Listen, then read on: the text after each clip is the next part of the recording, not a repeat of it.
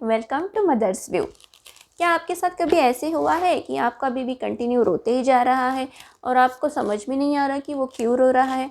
आपने उसे फीड किया, आपने उसे सुलाने की कोशिश की, लेकिन नो यूज़।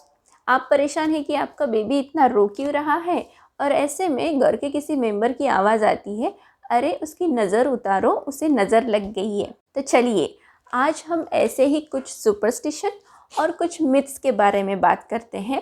सबसे पहले आता है पुटिंग अ काजल और a surma in the eyes makes babies eye bigger in a shape. बच्चों के आँखों में काजल या फिर सुरमा लगाने से उनकी आँखें बड़ी होती है। ऐसा बिल्कुल भी नहीं है। बच्चों की आँखें और स्किन इतनी ज़्यादा सेंसिटिव होती हैं कि अगर आप कोई कॉस्मेटिक लगाते हैं तो वो उनके लिए हार्मफुल हो सकता है। इसी वजह से कुछ लोग होममेड काजल यूज़ करते हैं, लेकिन ये भी गलत है। होममेड काजल यूज़ करने से उनको एलर्जिक रिएक्शन भी हो सकती है।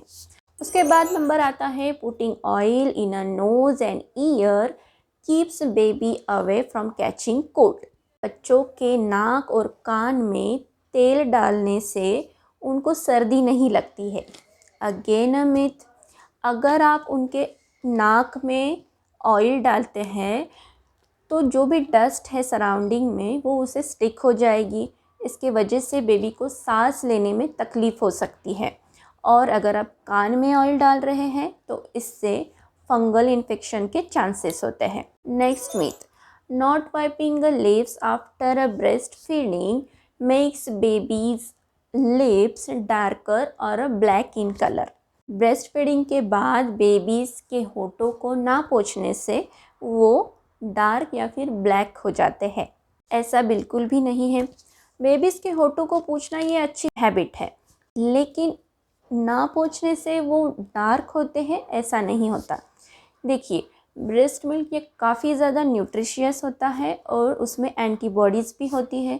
तो ऐसे में आप ही बताइए, क्या ब्रेस्ट मिल्क आपके बेबी को हार्म कर सकता है? Fourth myth, baby sleep better in a night if not allowed to take naps in a day. बच्चे रात में अच्छे से सोते हैं अगर आप उनको दिन में नैप्स नहीं लेने देंगे। ऐसा भी बिल्कुल नहीं है। देखिए, बच्चे दिन भर एक्टिव होते हैं, कभी पैर उछालते हैं, कभी हाथ उछालते हैं, अपने सराउंडिंग में ऑब्ज़र्व करते रहते हैं। इसी वजह से वो दिन भर की इस एक्टिविटी से काफ़ी ज़्यादा थक जाते हैं और अगर वो दिन में नैप्स नहीं लेंगे तो ओवर टायर्डनेस की वजह से रात में भी नहीं सो पाएंगे। ऐसे में वो बार बार रात में उठते हैं, रोते हैं। इसीलिए अपने बेबी को दिन में नैप्स ज़रूर लेने दीजिए। नेक्स्ट मीथ है, do not let babies to look into the mirror. बच्चों को आईना मत दिखाइए। ये एक ऐसा सुपरस्टिशन है जिसके एरिया वाइज रीज़न भी अलग है। कुछ लोगों को लगता है कि ये बेबीज़ के इंटेलिजेंस को कम करता है। कुछ लोगों को लगता है कि कुछ एविल स्पिरिट बेबी के सोल को चुरा के ले जाता है और कुछ को लगता है ये बेबी के लिए हार्मफुल है। लेकिन इसमें से किसी भी रीज़न के पीछे कोई लॉजिक नहीं है। इनफैक्ट बेबीज़ के काफ़ी सारे खिलौनों में मिरर लगा होता है और बेबी खुद को आईने में देखना भी बहुत एंजॉय करते हैं और ये उनके ब्रेन डेवलपमेंट के लिए ज़रूरी भी है।